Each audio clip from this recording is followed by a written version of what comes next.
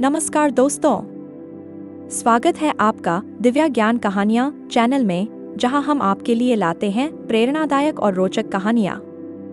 आज की कहानी है घमंडी बहू और शरीफ सासू माँ, जो हमें यह सिखाएगी कि घमंड और अहंकार कितने खतरनाक हो सकते हैं और प्यार व धैर्य से कैसे रिश्तों को बदला जा सकता है। क्या होगा जब एक घमंडी बहू अपनी सास को तिरस्कार की नज़रों से देखेगी? कैसे समय और परिस्थितियां उसे अपनी गलती का एहसास कराएंगी? क्या वह अपनी सास को मां जैसा मान पाएगी? तो चलिए दोस्तों, बिना देर किए इस अद्भुत कहानी को शुरू करते हैं। गांव से कुछ दूरी पर बसा एक सुंदर कस्बा था, जहां सभी लोग एक दूसरे को जानते थे। इसी कस्बे में एक सम्मानित और प्रतिष्ठित परिवार रहता था, जिसमें सुमित्रा देवी अपने इकलौते बेटे अजय के साथ रहती थीं। सुमित्रा देवी एक साधारण, धार्मिक और विनम्र स्वभाव की महिला थीं। उनके पति का कई वर्ष पहले देहांत हो चुका था और तब से उन्होंने अपने बेटे को पालने में अपना जीवन समर्पित कर दिया था। अजय बचपन से ही पढ़ाई में बहुत होशियार था। अपनी मां की मेहनत और संघर्ष की बदौलत उसने पढ़ाई पूरी की और एक बड़ी कंपनी में नौकरी पाली। अब वह शहर में रहता था, लेकिन अपनी मां से बहुत प्रेम करता था और समय समय पर उनसे मिलने आता रहता था। कुछ समय बाद अजय की शादी एक पढ़ी लिखी और आधुनिक विचारों वाली लड़की संजना से हुई। संजना एक बड़े शहर में पली बड़ी थी और उसे गांव या कस्बे का माहौल बिल्कुल पसंद नहीं था। उसे अपने शहरी जीवन और आधुनिक सोच पर बहुत गर्व था और यही घमंड धीरे धीरे उसके व्यवहार में झलकने लगा। शादी के बाद जब संजना पहली बार अपने ससुराल आई, तो उसके मन में कई तरह की भावनाएं उमड़ रही थीं। एक ओर नई जिंदगी की शुरुआत का उत्साह था, तो दूसरी ओर एक अजनबी माहौल में खुद को ढालने की चुनौती भी थी। जैसे ही वह ससुराल के दरवाजे पर पहुंची, परिवार के सभी सदस्य उसकी आगवानी के लिए खड़े थे। सासू मां सुमित्रा देवी ने उसे प्यार से गले लगाया और आशीर्वाद दिया, लेकिन संजना ने केवल औपचारिकता निभाते हुए हल्की सी मुस्कान दी। उसका मन अब भी अपने मायके की खुली सोच और शहर की चकाचौंध में अटका हुआ था। उसे गांव का यह सादगी भरा माहौल और पारंपरिक रीति रिवाज बोझिल और दकियानूसी लग रहे थे। जैसे जैसे दिन बीतते गए, संजना का असली स्वभाव सबके सामने आने लगा। वह घर के कामों में कोई रुचि नहीं लेती थी। सुबह देर तक सोना, दिन भर मोबाइल में व्यस्त रहना और शाम होते ही सहेलियों से वीडियो कॉल पर बातें करना उसकी दिनचर्या बन चुकी थी। जब भी सासू माँ उसे कोई काम करने को कहती, वह टालने की कोशिश करती या अनसुना कर देती। सुमित्रा देवी एक सुलझी हुई और शांत स्वभाव की महिला थीं। उन्होंने अपनी पूरी जिंदगी घर परिवार की सेवा में लगा दी थी। वह चाहती थी कि संजना भी घर के कामों में रुचि ले और परिवार के साथ खुले मिले, लेकिन संजना के व्यवहार ने उन्हें निराश कर दिया। घर के बाकी सदस्य भी धीरे धीरे समझने लगे थे कि संजना को परंपराओं और रीति रिवाजों से कोई खास लगाव नहीं है। वह आधुनिक सोच की थी और ससुराल के नियम कायदों को बेकार समझती थी। अगर सासू माँ उसे कोई सलाह देती, तो वह उनकी बातों को अनसुना कर देती और कभी कभी ताने भी मारती। एक दिन सुमित्रा देवी ने प्यार से संजना से कहा, बेटा, जरा यह कपड़े तहाकर रख दो, मैं पूजा करके आती हूँ। संजना, जो उस वक्त अपने फोन में सोशल मीडिया स्क्रॉल कर रही थी, बिना नजरें उठाए ही बोली, मां जी, मैं इन छोटे मोटे कामों के लिए नहीं बनी। मुझे घर का काम करना पसंद नहीं। यह सुनकर सासू मां कुछ पल के लिए चुप रह गईं। उनके चेहरे पर हल्की उदासी आ गई, लेकिन उन्होंने कुछ नहीं कहा।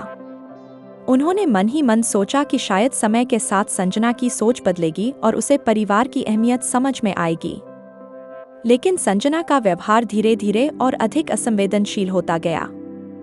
वह छोटी छोटी बातों पर ताने देती, कभी कभी सास की बातों को मजाक में उड़ा देती और जब उसे किसी काम के लिए कहा जाता, तो चिढ़कर जवाब देती।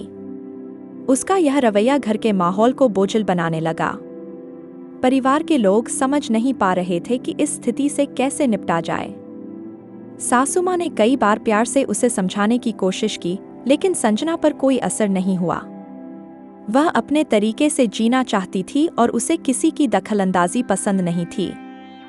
हालांकि सुमित्रा देवी अब भी उम्मीद लगाए बैठी थी कि एक दिन संजना को एहसास होगा कि परिवार सिर्फ एक घर नहीं होता, बल्कि प्यार, समझदारी और सामंजस्य का संगम होता है। लेकिन क्या सच में ऐसा होगा? यह तो आने वाला वक्त ही बताएगा। सुमित्रा देवी एक बहुत ही धैर्यवान और समझदार महिला थीं। उनके मन में सभी के लिए अपार स्नेह था, खासकर अपने बेटे अजय और बहू संजना के लिए। उन्होंने अपने जीवन में कई कठिनाइयां झेली थीं, लेकिन हर परिस्थिति का सामना धैर्य और प्रेम से किया। संजना का स्वभाव शुरू से ही रूखा और आत्मकेंद्रित था, लेकिन फिर भी सुमित्रा देवी ने उसे कभी डांटा नहीं। उन्होंने हमेशा उसे प्यार से समझाने की कोशिश की, यह सोचकर कि समय के साथ शायद वह बदल जाएगी और परिवार के प्रति अपनी जिम्मेदारियों को समझेगी। एक दिन सुबह सुबह जब सुमित्रा देवी रसोई में चाय बनाने की तैयारी कर रही थी, तो उन्होंने देखा कि दूध अभी तक गर्म नहीं किया गया है। उन्होंने प्यार से संजना को आवाज दी, बेटा, मैं मंदिर जा रही हूँ, जरा दूध गर्म कर देना ताकि जब मैं लौटूं तो चाय बना सकूं। संजना, जो उस समय अपने मोबाइल में व्यस्त थी, यह सुनकर झुंझला गई। बिना सासू माँ की ओर देखे उसने चिड़चिड़े स्वर में कहा, मुझे इन छोटे मोटे कामों में कोई दिलचस्पी नहीं, आप ही कर लीजिए। उसकी इस बेरुखी से भी सुमित्रा देवी ने कोई नाराजगी जाहिर नहीं की। वह चुपचाप एक हल्की मुस्कान के साथ मंदिर के लिए निकल गईं। लेकिन यह पूरा वाकया अजय ने देख लिया था। अपनी पत्नी के इस व्यवहार से उसे गहरा दुख पहुंचा।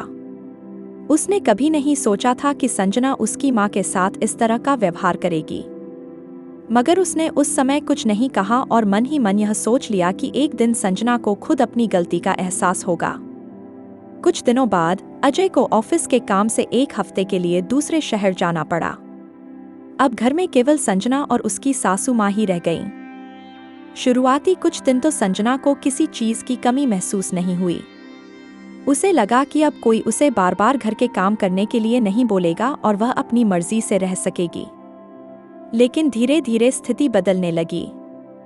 एक रात जब संजना अपने कमरे में बैठकर सोशल मीडिया पर व्यस्त थी, तभी बाहर से हल्की हल्की कराहने की आवाज आई।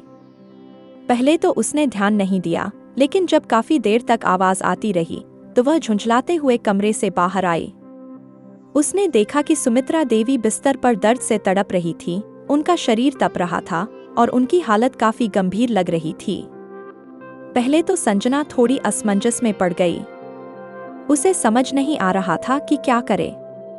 उसने सोचा कि सुबह तक इंतजार कर ले, लेकिन जब सासू माँ ने हिलने डुलने की भी कोशिश की और दर्द से करा उठीं, तब संजना को एहसास हुआ कि मामला गंभीर हो सकता है। उसने तुरंत डॉक्टर को फोन किया। कुछ ही देर में डॉक्टर आ गए और उन्होंने बताया कि यदि थोड़ी और देर हो जाती तो स्थिति और भी गंभीर हो सकती थी। डॉक्टर के जाने के बाद संजना सासू माँ के पास बैठी और उन्हें पहली बार ध्यान से देखा। उनकी झुर्रियों भरी आंखों में अब भी ममता झलक रही थी, लेकिन कमजोरी भी साफ दिख रही थी। इस घटना ने संजना के मन में गहरी हलचल मचा दी। उसने पहली बार खुद से पूछा, क्या मैं सही कर रही हूँ? क्या सच में घर के काम इतने बेकार हैं जितना मैं समझती थी? क्या परिवार की देखभाल करना सिर्फ सासू माँ की जिम्मेदारी है? उस रात संजना को नींद नहीं आई। वह सासू माँ के सिरहाने बैठी रही और उनके माथे पर ठंडी पट्टी रखती रही। पहली बार उसने अपने अहंकार को पीछे छोड़कर किसी और के लिए कुछ किया। सुबह जब सुमित्रा देवी की आंखें खुलीं, तो उन्होंने संजना को अपने पास बैठे देखा। उनकी आंखों में कृतज्ञता झलक रही थी। संजना को पहली बार अपने किए पर शर्मिंदगी महसूस हुई।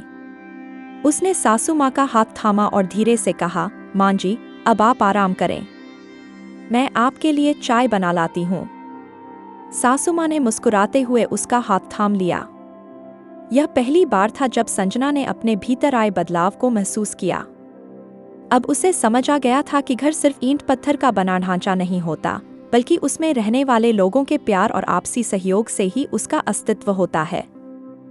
सुमित्रा देवी की तबीयत खराब होने के बाद संजना को मजबूरी में ही सही, लेकिन उनकी देखभाल करनी पड़ी। यह वही संजना थी जो कभी घर के छोटे छोटे कामों को तुच्छ समझती थी, जो अपनी सासू माँ की बातों को अनसुना कर देती थी, लेकिन अब हालात बदल चुके थे। पहली बार उसने अपने मन में घर के प्रति जिम्मेदारी का एहसास किया। उसने सासू माँ के लिए खाना बनाया, जो पहले कभी उसने खुद के लिए भी नहीं बनाया था। जब वह पहली बार रसोई में गई तो उसे यह काम कठिन लगा। लेकिन जब उसने अपने हाथों से बना भोजन सासू माँ को खिलाया और उनके चेहरे पर संतुष्टि देखी तो उसे एक अजीब सी खुशी महसूस हुई। इसके अलावा अब वह समय पर दवाई देने का ध्यान रखने लगी। पहले उसे यह सब झंझट लगता था, लेकिन जब उसने अपनी सासू माँ को दर्द में तड़पते देखा तो उसे समझ में आया कि उनकी सेवा करना केवल एक कर्तव्य नहीं बल्कि प्रेम और स्नेह का प्रतीक भी है। अब वह उनके पास बैठकर बातें भी करने लगी। जिन बातों को पहले वह पुरानी और गैर जरूरी समझती थी, वही बातें अब उसे अनुभव और स्नेह से भरी हुई लगने लगीं। उसे महसूस हुआ कि सुमित्रा देवी न केवल उसकी सास हैं, बल्कि एक बेहद अच्छी और सहनशील इंसान भी हैं, जो बिना किसी स्वार्थ के हमेशा अपने परिवार के लिए सोचती हैं। धीरे धीरे सुमित्रा देवी की तबीयत में सुधार होने लगा। इन कुछ दिनों में संजना के विचारों में एक गहरा बदलाव आ चुका था। अब उसे यह एहसास हो गया था कि जिन रिश्तों को वह बोझ समझती थी, वे ही उसकी जिंदगी के सबसे अनमोल हिस्से थे। उसे समझ में आया कि एक परिवार केवल रिश्तों के नाम से नहीं चलता, बल्कि उनमें प्रेम, समझदारी और सहयोग से मजबूती आती है। जब अजय एक हफ्ते बाद शहर से वापस लौटा तो उसने घर के माहौल में एक सुखद बदलाव महसूस किया। उसकी माँ और पत्नी, जो पहले एक दूसरे से दूर दूर रहती थी, अब एक नई आत्मीयता से जुड़ चुकी थी। उसने देखा कि संजना अब सासू माँ को सम्मान और स्नेह से देखती थी। वह उनकी हर जरूरत का ख्याल रख रही थी और उनके साथ बैठकर बातें कर रही थी। सासू माँ की आंखों में भी एक नई चमक थी। यह उस रिश्ते की चमक थी जो अब प्यार, समझदारी और आपसी सम्मान पर आधारित था। अजय को इस बदलाव से बहुत खुशी हुई।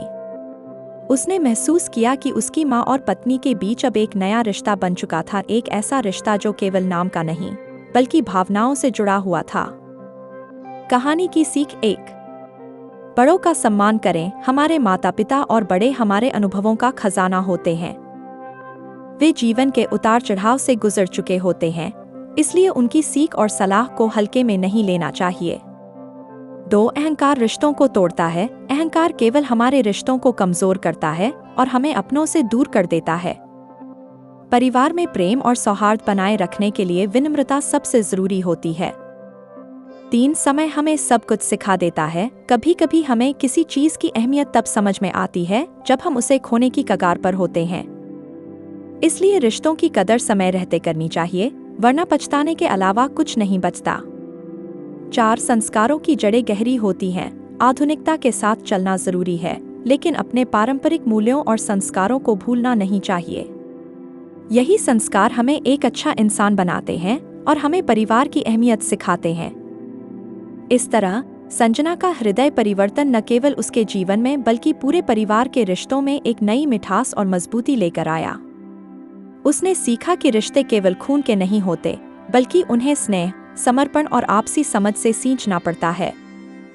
सुमित्रा देवी की सरलता और सहनशीलता ने संजना को बदल दिया।